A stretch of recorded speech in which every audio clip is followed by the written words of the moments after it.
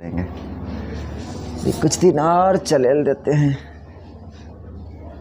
चलो हम लोग पढ़ेंगे, पहले ई पढ़ लेते हैं, थोड़ा सा छोटी सी बातें हैं, पहले इसके बारे में जान लेते हैं।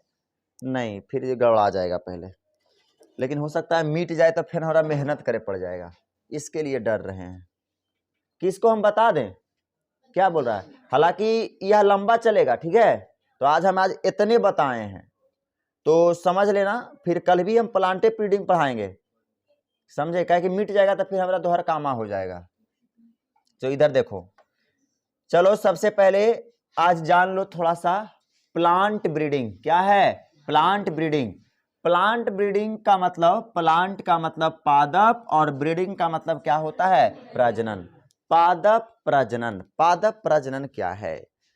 तो हम भी जानते हैं कि पादप भी जो होते हैं वह क्या करते हैं जी, प्रजनन करते हैं। हम जानते हैं कि पादप भी हैं जो हमारे तरह क्या करते हैं, प्रजनन करते हैं या नहीं करते हैं। और पादप में सेक्सुअल एंड असेक्सुअल दोनों प्रकार के प्रजनन होता है, नहीं होता है। इसके बारे में हम पहले की क्लास में चैप्टर नंबर कितना, दूसरा 3 सेकेंड बोली, तो इंग्लिश में मतलब से बोलते हैं इसको सेकेंड, तीसरा के।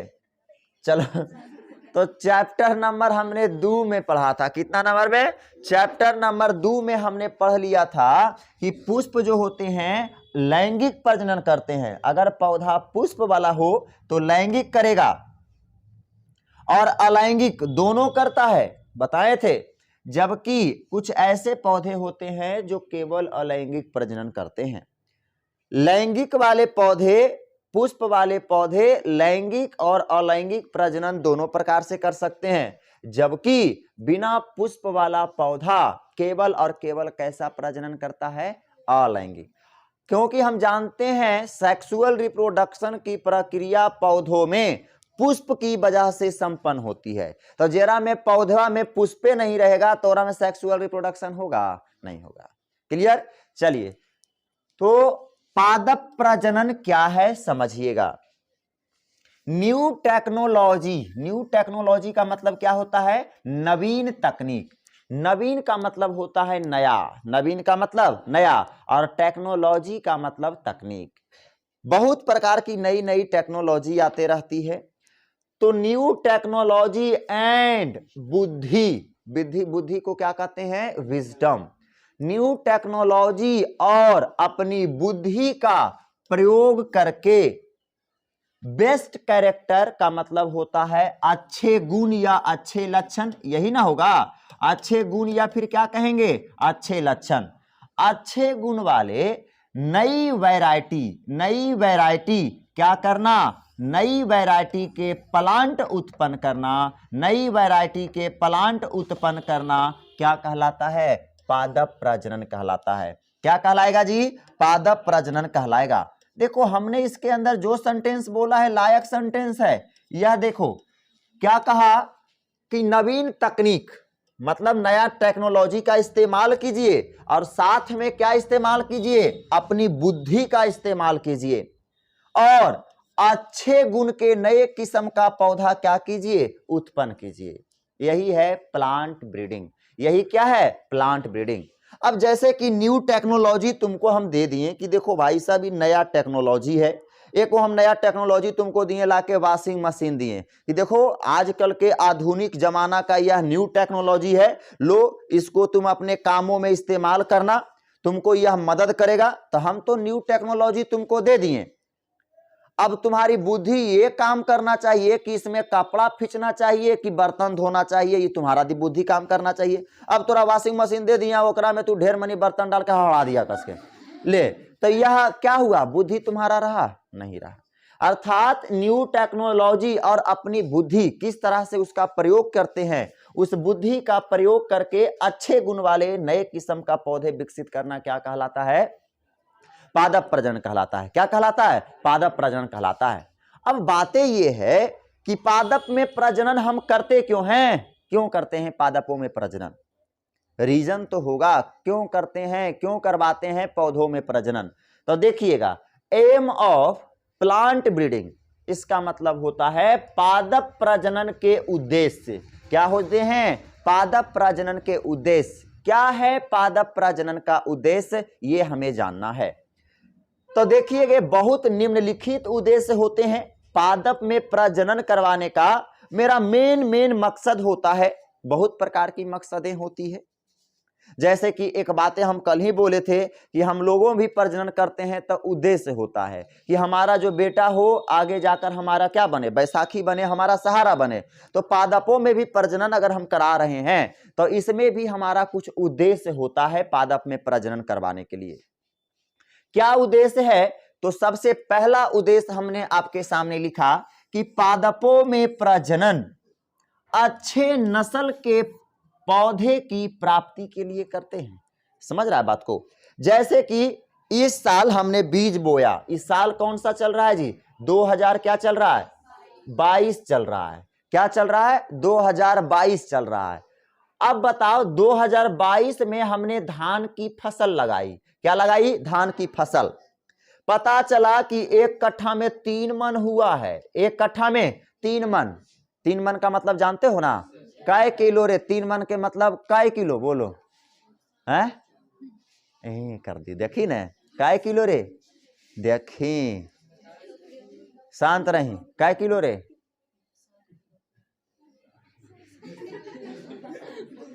देख लेनी ने।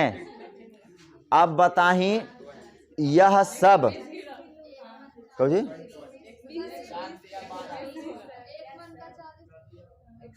अब कमर ठेलते तो पासी चढ़ते तो कई तार चढ़ते, मतलब गजब बात करती है। अब पीछे से बोल रहा है कि बोली बोली बोल, तब तू बोलेगी तो बताओ कैसे काम होगा? बताओ, देख लिया ना इस सब के हाल। 1 मन में कई किलो है हो सबके पता नहीं। अब 40 किलो कौची है? तब तुमको पता है ना? तो तुमको पता है 1 क्विंटल में अगर 15 किलो निकाल लिया जाए, 1 क्विंटल से अगर हो गया, देखा ना? अभी 1 मन नहीं पता था और 1 क्विंटल नहीं पता है। अच्छा 1 क्विंटल, अरे 1 क्विंटल में तो जानती है? नहीं जानती है।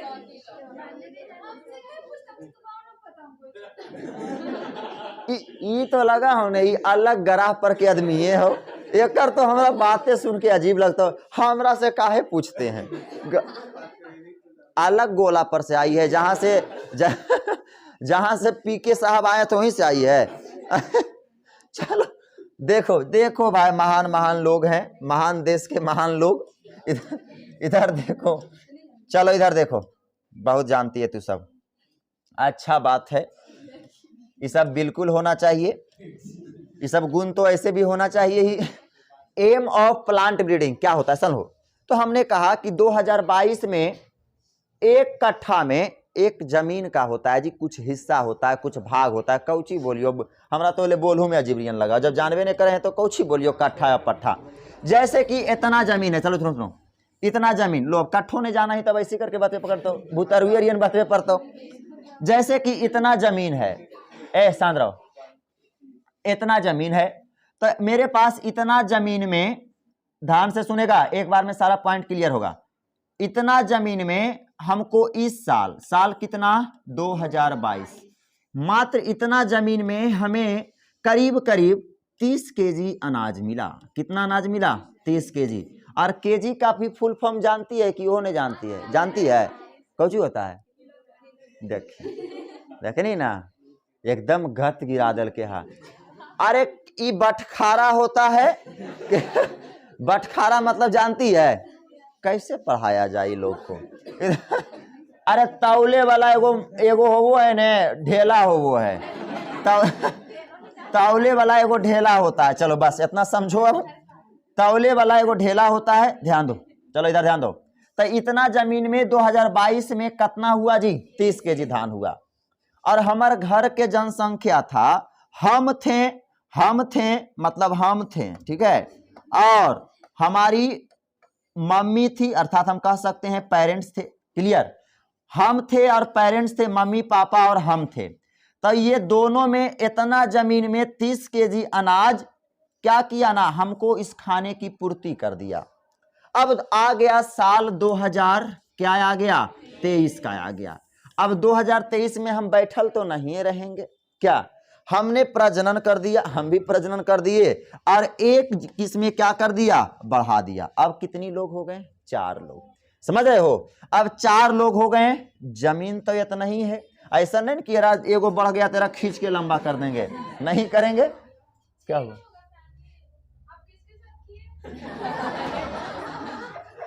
सही बात, पॉइंट वाली बात है। तो 6 हो गया, इस सब में देखो कर दिमाग काम करता है, इस सब में लगता है कि यह गोला परु है। तो कै गो हो गया जी, 6 गो हो गया। कितना हो गया, 6 गो हो गया। 6 गो हो गया। बताओ अभी भी बताओ 30 केजी अनाज में क्या अब खा सकते हैं, नहीं खा सकते हैं। तो हमको दिमाग क्या लगाना होगा कि ऐसी पौधे का विकास किया जाए जो धाना, चलो नाम जानते होगे, कुछ धान का नाम हम लेते हैं सोनाली पन्ना, ठीक है, एक नाम है धान का सोनाली पन्ना, हमने धान लिया, ठीक है। सब जरी सु करता हो ना एकदम, एक बलिया खाली जानता हो ना, बजरंग बली की जय, ओकर सिवाय तो एगो कह देवे कि बजरंग बली के पाठ पढ़ी तो गुण गुण गुण गुण गुण गुण करते, और अंतिम में खाली कहते हैं कि ज्ञान गुण सागर, बस इतने ज करेगी, पढ़ते रहती है खाली। इधर ध्यान दो, जैसे कि इस साल सोनाली पन्ना, जैसे कि हमरा क्या कितना धान दिया था, 30 केजी। अब हमको ऐसा विकास करना है पौधे का, क्योंकि हमारी जनसंख्या में वृद्धि हो गई है, और अगर यही पौधा फिर 2023 में भी रोपेंगे तो फिर तक इतना ही धान देगा ना, फिर इतना ही देगा, तो 3 गो तो हम तो प्राणी भूखल मरेंगे। तो इस परिस्थिति में हमको पादप में एक ऐसी परिवर्तन करना होगा, अपनी नई टेक्नोलॉजी और बुद्धि का ऐसा इस्तेमाल करना होगा कि जमीन उतने रहे, पौधा ओहे रहे, लेकिन नस्ल पौधा का अलग रहे और पैदावार की क्या हो, वृद्धि हो। यह मेन उद्देश्य निकल कर आया, समझे बातों को। तो देखो इसकी छोटी छोटी पॉइंट ऐसू तुम लिख दोगे, ढेर सारा पॉइंट लिख दोगे। जैसे कि अब हमने कुछ पॉइंट आपके सामने लिखा है, पादपों में रिप्रोडक्शन इसलिए कराते हैं ताकि आने वाली नस्ल जो हो अच्छे हो। क्लियर। अगली बातें, कुछ कुछ ऐसे पादप होते हैं ना जो खास प्रकार के जमीन में उगते हैं, नहीं जानते हम लोग, जैसे कि अलुआ। अलुआ जो होता है बलुआही जमीन में ज्यादा उगता है, बलुआही जिसका बालू जो भुरभुर भिट्ठा जरा कहते हैं, उस सब जमीन में ज्यादा उगता है। हाँ, उस सब जमीन में ज्यादा उगता है। तो अब आप खुद बताइए, जेकरा पास वो भिट्ठा वाला जमीन आलू की खेती वाला नहीं रहेगा, जेरा पास खाली केवाल मट्टी रहेगा। केवाल मट्टी का मतलब होता है कठोर मिट्टी होता है, मतलब लोहा रियन मिट्टी रहेगा, और से उठा के को मार देगा तब पत्थर रियन चोट लगेगा। समझे बात को। काहेला ऐसी कड़कड़ करते रहते हो, सुनो बढ़िया से पहले। तो जैसे कि हमने बोला कि अब किसी के पास खेत है आलू के मिट्टी वाला, कहां से बोल रहे थे क्या क्या, ये सब जो बतिया बोलेंगे ना, 1-2 पॉइंट ये सब जानने की, चाहे जानेगा और बतिया पर पढ़ हाँ अरे जानवे कराइएगे, बतिया तो जानवे कराइएगे, गजब आदमी। तो जैसे कि अब किसी का खेत है, हमरा खेत खाली केवाल वाला खेत है। केवाल वाला खेत का मतलब होता है हार्ड मिट्टी वाला खेत, समझे बात को, और उसमें आलू नहीं उगाया जा सकता है, समझे बातों को। और तुम जानते हो कि आलू उगाया जाएगा हल्की मिट्टी में, तो हम कैसे आलू बोएंगे, कैसे बो सकते हैं, हम तो बो नहीं सकते हैं। तो उस परिस्थिति में आलू की प्रजाति ही ऐसा पैदा कर देंगे ना कि केवल वो मटिया में उग जाए। ये तो कर सकते हैं ना जी, ये तो हम कर सकते हैं, तो इसलिए भी हम कर सकते हैं। और कोई कोई खास प्रकार की मिट्टी होती है, जैसे कि आपका सॉल्टी मिट्टी, बोले तो लवणीय मिट्टी, उसके बाद बेसिक मिट्टी, क्षारीय मिट्टी, और कोई होता है अम्लीयता वाली मिट्टी होती है। कोई भी फसल को यह तीनों चीजों में, तीनों प्रकार के मिट्टी में उगाया जा सके, इसलिए भी हम क्या करते हैं, प्रजनन करवाते हैं। समझ रहा है कि कजो रोपिए पौधा हो जाए, इसीलिए हम पादपों में क्या करते हैं, प्रजनन। बात समझ में आया। अब देखो अगली बातें, मिनिमम फील्ड में, मिनिमम फील्ड का मतलब क्या होता है, कम क्षेत्र। कम क्षेत्र में मैक्सिमम फसल उगाने के लिए भी हम पादपों में प्रजनन करवाते हैं। मतलब खेत कम हो और पैदावार की क्या हो, बढ़ोतरी हो, इसके लिए भी हम पादपों में प्रजनन करवाते हैं। जैसे कि हमने पहले भी कहा था, आज से करीब करीब 2000 ईस्वी साल पहले, 2000 साल ईस्वी पहले की हम बात कर रहे हैं आपके सामने। उस समय खेत तो ज्यादा था, ज्यादा की रहेगा, खेत तो उतना ही था जितना पहले था, खेत उतना ही है। लेकिन हम अगर अपना पर्सनली भी बात करें तो पर्सनली खेत तो ज्यादा था ना जी।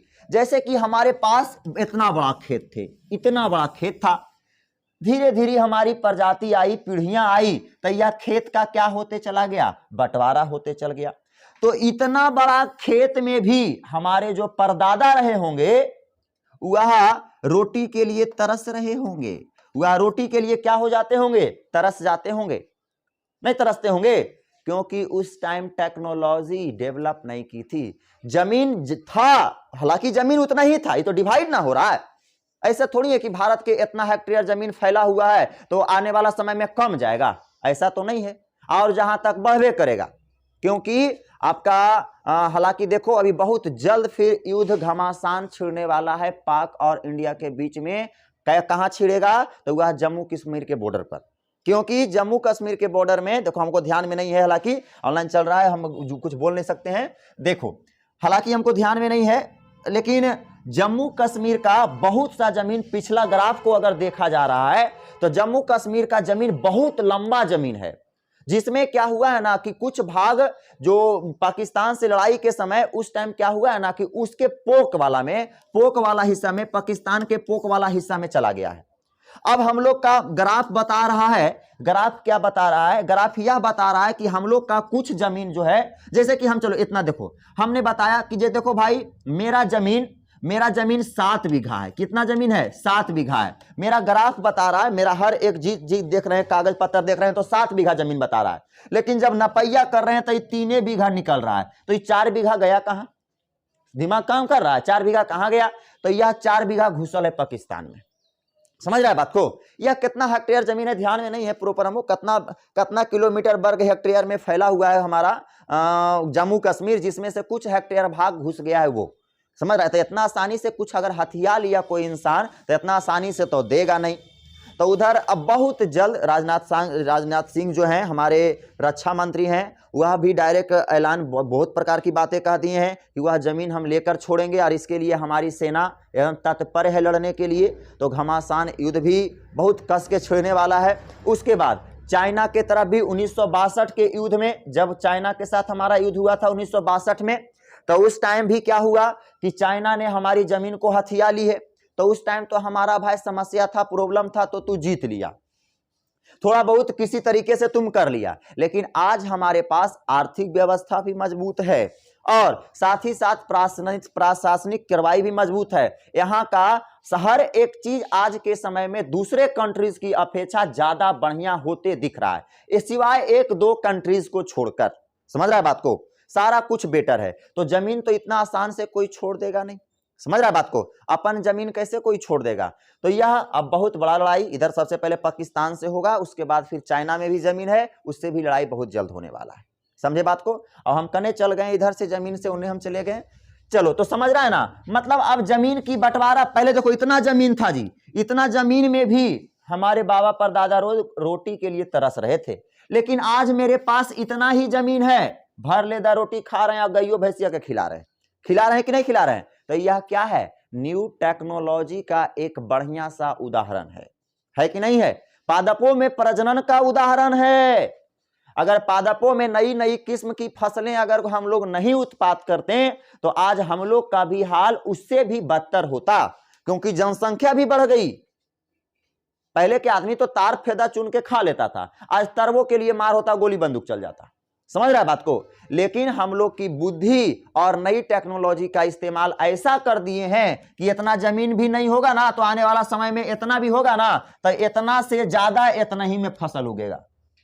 समझ रहा है बात को। तो ठीक है, पेट से तुम तो भरपूर रहोगे, पेट से एकदम भरपूर रहोगे, खा पी के एकदम भरपूर रहोगे, लेकिन वातावरण का टेम्परेचर जनसंख्या बढ़ने से जो बढ़ेगा उसको कैसे कम कर सकते हो। क्योंकि हम जानते हैं जितना जनसंख्या बढ़ेगा, जितना ज्यादा जनसंख्या बढ़ेगा, इस इन्वायरमेंटल प्रॉब्लम समस्याएं बहुत ज्यादा देखने को मिलेगी। समझे बातों को? क्योंकि हमने पहली बताया 7वां नंबर चैप्टर में, सबसे ज्यादा संसाधनों का अगर कोई विनाश करता है तो वह एक मानव है। मानव ही संसाधनों का विनाश करता है। जैसे कि एक मानव जन्म लिया ना, तो जन्म लेते ही उस इंसान को सबसे पहले घर की जरूरत होती है। घर, तो घर के लिए कवाड़ी उवाड़ी लंद फंद अकड़म बकड़म सब चीज है, तो वह सब लाएगा कहां से? जंगल से काट काट के लाएगा। बढ़िया से जंगल को, अच्छा अच्छा जंगल को तोड़ देगा, कबाड़ देगा, और हमारे वातावरण को बढ़िया तरीके से अगर बैलेंसिंग बनाए रखता है तो वो प्लांट है। और तुम वहां पर अब जंगल वाला एरिया में, जंगल वाला एरिया को भी तुम धीरे धीरे क्या करते जा रहे हो? लेते जा रहे हो, घर बना रहे हो, जंगल में भी अपना आशियाना ढूंढ रहे हो। तो हम लोग क्या करते हैं? सबसे ज्यादा संसाधनों का विनाश करते हैं, तो सबसे ज्यादा समस्या भी हम लोग को ही आएगी। और इतना बात ध्यान में रखना, जिस टाइम अगर पृथ्वी पर इंसानों का लोड अगर बढ़ जाएगा, तो जिस प्रकार से इस धरती पर से डायनासोर का अंत हो गया, उसी प्रकार से हम लोग का भी क्या हो जाएगा? अंत हो जाएगा। और हो ही जाएगा आने वाले कुछ समय में ही, ज्यादा नहीं, 40-50 करीब करीब, ज्यादा 4005 साल या 4000 सालों के बाद लगभग यह सब होते रहता है। 1000 सालों के बाद यह सब कांड बीतते रहता है, और 100 सालों के बाद एक दो झटका आते रहता है। समझा बातों को? तो ऐसे ही सब होती रहेगा, जनसंख्या बढ़ेगा, ये सब प्रॉब्लम आएगा।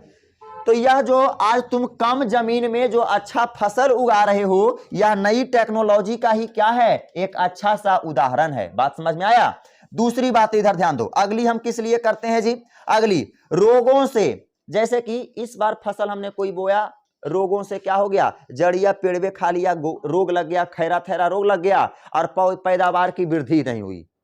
तो हम अगली बार ऐसा पौधा विकसित करेंगे जिसमें रोगे नहीं लगे। समझ रहा है बात को? इसलिए करेंगे। उसके बाद देखते हैं कहीं कहीं सुखाड़ होता है, कहीं कहीं पानी का थोड़ा सा अवशेष भी नहीं मिलता है, तो उसके लिए हम करेंगे कि ऐसा जगह पर हम ढूंढेंगे कि मतलब सूखा जगह भी पौधों को क्या किया जा सके? उगाया जा सके। मतलब हम कह सकते हैं सूखो जगहों पर कीड़े पकोड़े से बचाने के लिए भी हम क्या करते हैं? पौधों में प्रजनन करवाते हैं।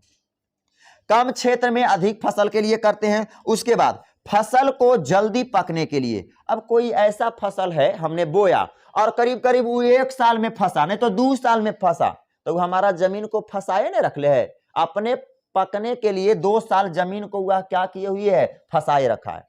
तो हम ऐसा फसल बनाएंगे कि यह 2 साल जो लग रहा है वह 6वें महीना में पक के तैयार हो जाए। जैसे कि कुछ केतारियां की प्रजाति होती है, जैसे सुनो, पहले की केतारी था ना कि 1 से 1.5 साल केतारी को बढ़िया से बनने में लगता था, तो 1 साल तक तुम उस खेत में कोई दूसरा फसल नहीं बो सकते हो। लेकिन आज ऐसी ऐसी किस्में की केतारी आ गई है कि 6वें महीना में केतारी क्या हो जाता है? तैयार हो जाता है। तो 6 महीना में अब जो बचा टाइम, 6 महीना में दूसरा चीज रोपो। समझ रहे हैं ना बात को? तो यह सब क्या है? न्यू टेक्नोलॉजी का एक अच्छा एग्जाम्पल है। हमने नई टेक्नोलॉजी और अपनी बुद्धि का इस्तेमाल करके पादपों में प्रजनन कराने का एक नतीजा है, जिसकी वजह से हम लोग आज बहुत ऊंचे मुकाम पर क्या है? हासिल हैं। क्लियर? अगली बातें अब देखो, पादपों में प्रजनन की बातें आगे की क्लास में कल हम करेंगे, ध्यान में दे देना। आज छोटा सा टॉपिक है, हम इसको खत्म कर देते हैं। मत्स्य पालन। क्या है जी? मत्स्य पालन। बोले तो मत्स्यकी, ध्यान में देना, मत्स्य पालन एक अलग है, मत्स्यकी पालन अलग है। मत्स्यकी का मतलब होता है मत्स्य उद्योग। मत्स्यकी का मतलब क्या होता है? मत्स्य उद्योग। इंग्लिश में क्या कहते हैं? फिशरीज कीपिंग कहेंगे। क्या कहेंगे? फिशरीज कीपिंग कहेंगे। बोले तो मत्स्य उद्योग। अच्छा, उद्योग का क्या काम है? उद्योग का काम है किसी भी वस्तुओं का प्रोडक्शन करना, उत्पाद करना, और उसको अपने दाम के अनुसार लगाकर उसके मार्केट में क्या कर देना? बेच देना, सेल कर देना। उद्योग का काम यही ना होता है। तो जिस प्रकार से कपड़ा उद्योग, जिस प्रकार से डेयरी उद्योग, उसी प्रकार से मत्स्य भी उद्योग ही होगा। लेकिन मत्स्य का मतलब होता है मछली। मत्स्य का मतलब क्या होते हैं? मछली होते हैं। तो इसका श्रेय मछली से उद्योग को बड़ा श्रेय होगा। अब क्या है समझिएगा, समुद्र से मछलियों को पकड़कर रख रखाव करके बाजारों में बेच देना। आप समुद्र से मछली को पकड़िए और अपना उद्योग में फैक्ट्री में लाइए, फैक्ट्री में लाइए और रखिए, और उसके बाद दिमाग लगाइए, जोड़िए कि मछली पकड़ने में कितना रुपया खर्चा आया है शुरू से लेकर अंत तक। इतना दाना उना खिलाए हैं, कितना रुपया लाया है, लगा है, ये किया है, वो किया है, सारा चीज उद्योग में रखिए, रख रखाव कीजिए उसका, और फिर 10 दिनों 5 दिनों चाहे तहिए कल होके आप उसको जब बेच देते हैं तो वह हमारा क्या कहलाता है, मत्स्य पालन, या क्या कहलाता है, मत्स्य उद्योग। कंफ्यूज नहीं होना, एकदम मिलता जुलता चीज आगे आने वाला है। समुद्र से मछलियों को पकड़कर उसको रख रखाव करके बाजार में बेचना मत्स्य उद्योग कहलाता है। और मत्स्य पालन को पीसी कल्चर या फिश फार्मिंग के अंतर्गत रखा गया है। पीसी कल्चर, जिस प्रकार से मधुमक्खी पालन को क्या कहते थे, एपी कल्चर, उसी प्रकार से मछली को क्या कहते हैं, पीसी कल्चर। अरे मछलियां हमने बाजार से लाया और पीस कर दिया, तो यही हो गया पीसी कल्चर। समझ रहा है बात को? तो हम मत्स्य पालन को पीसी कल्चर या फिश फार्मिंग के अंतर्गत इसको क्या गया है, रखा गया, या हम कह सकते हैं अध्ययन करते हैं, समझे, या फिर कह सकते हैं पीसी कल्चर के अंदर मत्स्य पालन के बारे में बताया जाता है। क्लियर? अगला एक्वा कल्चर।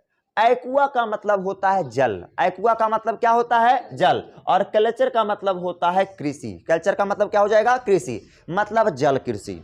अब तुम्हारा दिमाग काम कर रहा होगा, जल कृषि मतलब जल में धान बोएंगे, जल में गेहूं रोपेंगे, कोई जरूरी नहीं है। जल में कृषि बहुत होती है। जल की, अगर आपके पास जमीन की अभाव है, कम है, 4 कट्ठा जमीन है, तो आप जल कृषि कीजिए। जल कृषि से आपका अच्छा मुनाफा हासिल कर रहे हैं आज के समय में लोग। करीब करीब 30 से 40% जनसंख्या, 30% कम से कम रखो कि भारत में जल कृषि पर आधारित हो गए हैं। यहां तक गांव में भी आज जल कृषि लोग कर रहे हैं। बात अलग है कि लोभ की वजह से कर रहे हैं कि सरकार 1.5 लाख रुपया तालाब खोदे में देता है, तो नहीं सब भाई, 1.5 लाख रुपया सरकार दे रहा है तालाब खोदे में, तो तालाब खोलवा दिया। और जल कृषि से मतलब नहीं है, पैसा निकला और उसके बाद उस तालाब को भरवा देता है। ऐसा गांव में केस आता है कि खोदवा लिया, उसके बाद मछली उछली पालन किया, कुछ नहीं किया, सरकार को दिखाया देखिए मत्स्य पालन कर रहे हैं, उसके बाद पैसा निकाला और उसको भरवा दिया, ऐसा करता है। तो जल में भी बहुत प्रकार के कृषि होते हैं। मछली का पालना भी कृषि है। कृषि का मतलब यही नहीं कि धान और गेहूं रोप रहे हैं वह कृषि है। ओकरा अंदर सिंघाड़ा के रोपना, पानी फल जो सिंघाड़ा है वह भी एक प्रकार की जल क्या है, कृषि है।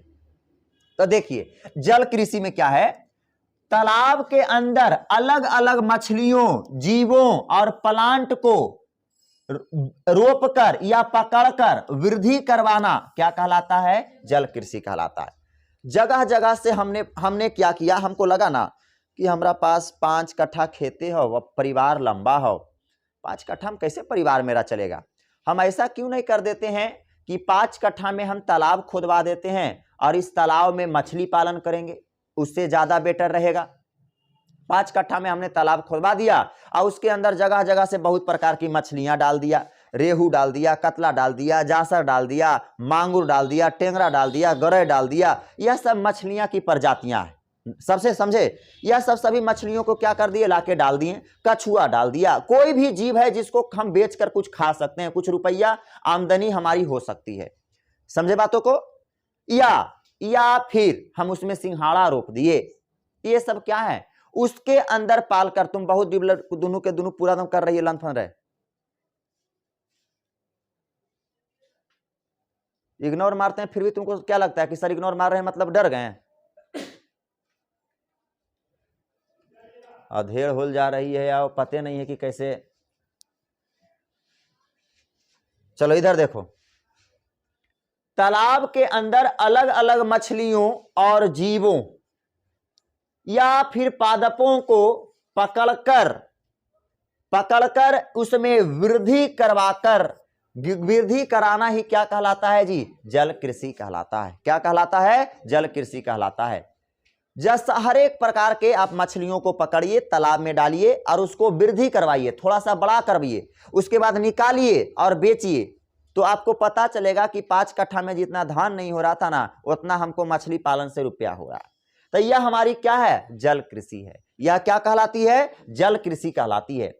अगली बातें हैं कैप्चर फिशरिंग। कैप्चर फिशरिंग का मतलब क्या होता है, मत्स्य पालन। मत्स्य पालन किसे कहते हैं, मत्स्य पालन का मतलब होता है प्रत्यक्ष रूप से डायरेक्ट समुद्र से मछली को पकड़िए और बाजार में ले जाके बेच दीजिए। समझे बात को, डायरेक्ट एकदम डायरेक्ट जाके समुद्र से मछली पकड़िए और ले जाके बेच दीजिए, तो ये क्या कहलाता है? मत्स्य पालन कहलाता है। क्या कहलाता है? मत्स्य पालन कहलाता है। और एक बात ध्यान में रखना, यह मत्स्य पालन लगभग उस क्षेत्र के लोग ज्यादा करते हैं जो तटीय क्षेत्रवर्ती के लोग होते हैं। तटीय क्षेत्रवर्ती का मतलब समझते हो? जैसे गंगा नदी के अगल बगल गांव है, शहर है, ज्यादातर गांव है, तो वह सबका भोजन से लेके व्यापार तक सब तक ज्यादातर निर्भर करता है मछलियों पर। तो यह सब तटीय क्षेत्र के इलाका लोग इसका ज्यादा फायदा उठाते हैं। अब हम लोग यहाँ से डेली जाएंगे लेके जाल उल लेके गंगा नदी, वहां जाके पटना में हम लोग मछली पकड़ेंगे? नहीं करेंगे। तो इसका ज्यादा फायदा उठाते हैं तटीय क्षेत्रवर्ती के इलाका लोग के लोग। क्लियर? अगली बातें देखिएगा। तो हमने क्या कहा? प्रत्यक्ष रूप से डायरेक्ट समुद्र से मछली पकड़कर मछलियों को बाजार में बेच देना क्या कहलाता है जी? हमारा मत्स्य पालन कहलाता है। अर्थात कह सकते हैं बिना पाले मछलियों को बाजार में बेच देना क्या कहलाता है? मत्स्य पालन। जबकि पाल कर बेचना क्या कहलाता है?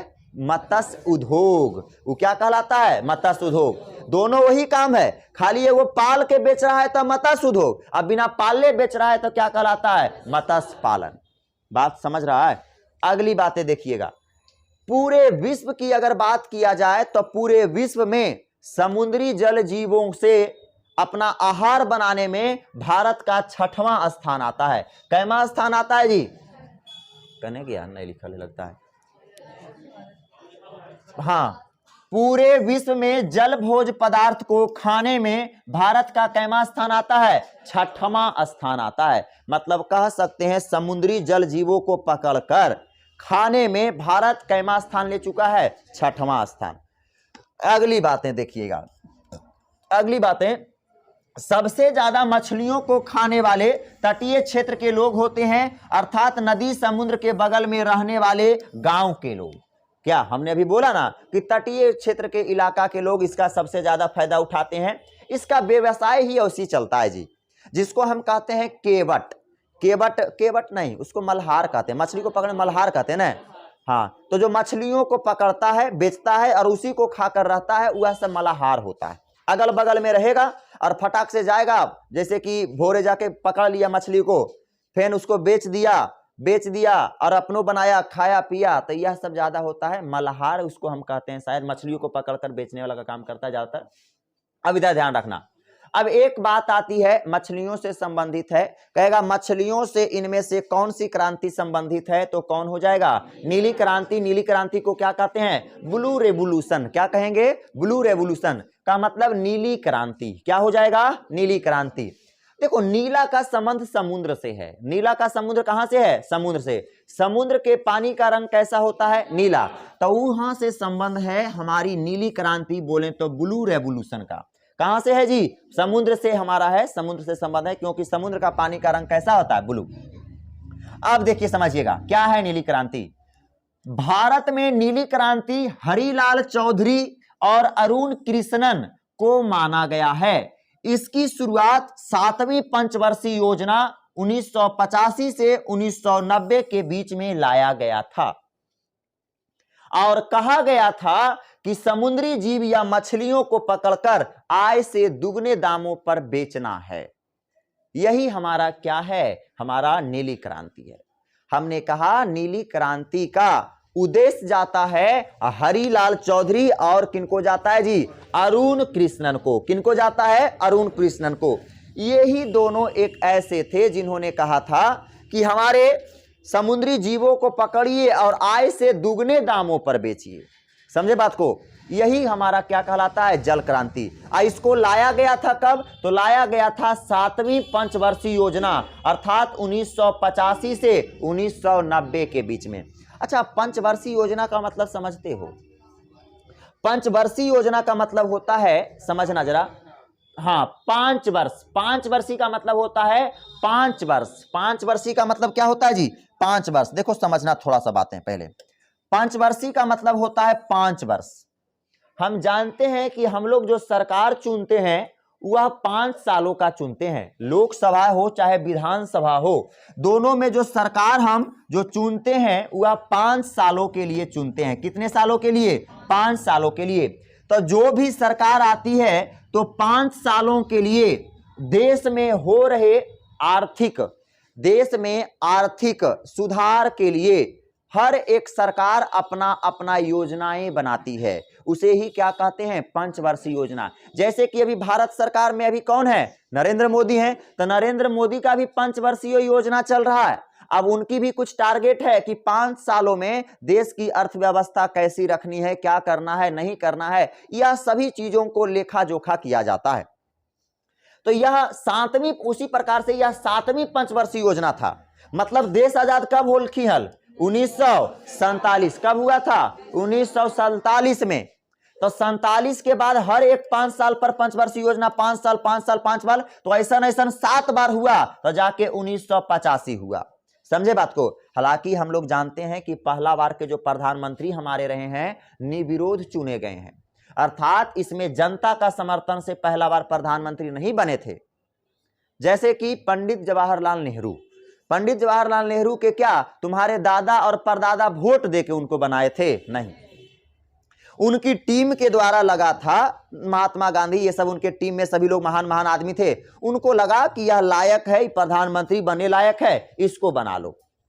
आज ऐसा नहीं होता है, आज लोकतंत्र है। लोकतंत्र का मतलब होता है जनता के द्वारा शासन। आज हम लोग शासन कर रहे हैं, हम लोग जैसा चाहेंगे वैसा सरकार बना सकते हैं, या पल भर में सरकार गिरा भी सकते हैं। समझा। आज हम लोग चुनते हैं सरकार को, क्या मोदी को क्या हमने चुना, मोदी जी को कौन चुना, हम लोग चुना, हम लोग ने चुना, हम लोगों ने वोट दिया। समझ रहा बात को, हम लोगों ने वोट देकर उनको लोकसभा में बैठाया। तो यह सब हमारी क्या है, यह सब क्या होता है कि हर एक सरकार का अपना अपना पंचवर्षीय योजना होता है। समझे बात को। तो यह 7वीं पंचवर्षीय योजना के अंतर्गत किसको लाया गया था, नीली क्रांति को लाया गया था। और नीली क्रांति का श्रेय किनको जाता है जी, हरिलाल चौधरी और किनको, अरुण कृष्णन को जाता है। इसके अंतर्गत वह क्या बातें कही गई थी, जल से मछलियों को पकड़कर आय से दुगने दामों पर बेचना। तो यह आपकी मछली पालन क्या हो गई, खत्म। और कल से प्लांट ब्रीडिंग चल रहा था ना, प्लांट ब्रीडिंग वहां तक पढ़ लिए हैं, और उसकी आगे की क्लास कल की क्लास में करेंगे, शनिचर तक खत्म हो जाएगा, ठीक है, यह चैप्टर।